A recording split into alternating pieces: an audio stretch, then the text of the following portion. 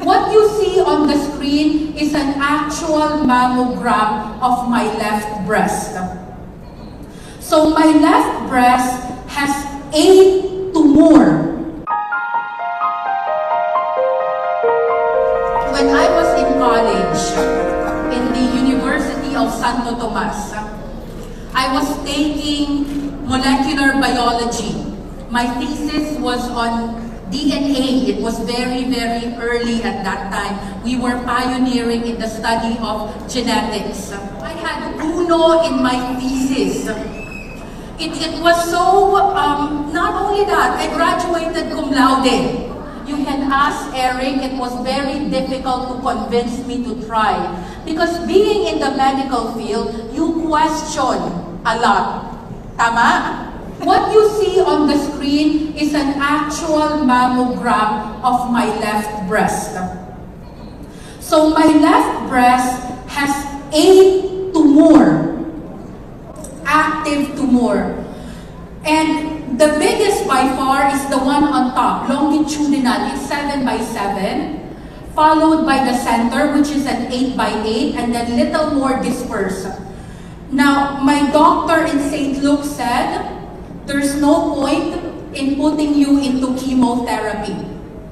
Radiation will not even help you at this point. Masyado siyang kalat. And the doctor said we should do a mastectomy, complete removal of the left breast, the lymph node, and the shoulder blade. Now, natakot ako doon. But I was very thankful dahil naging honest naman ang aking onco.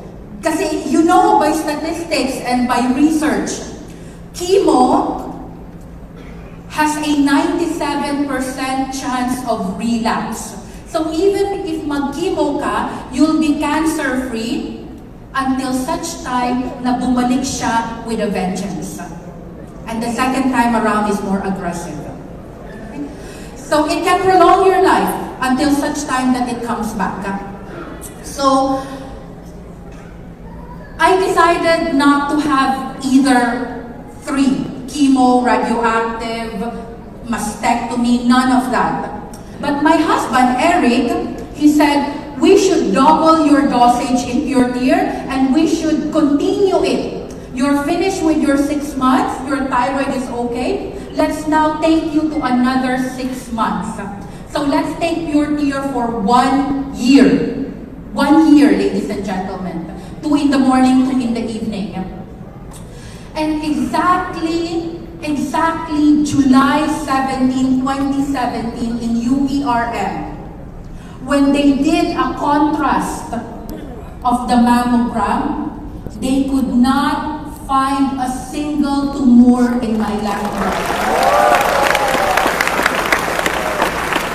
And when they did a contrast, you can see with the circle, the conclusion was early breast cancer, and that was in 2015. Next slide, please.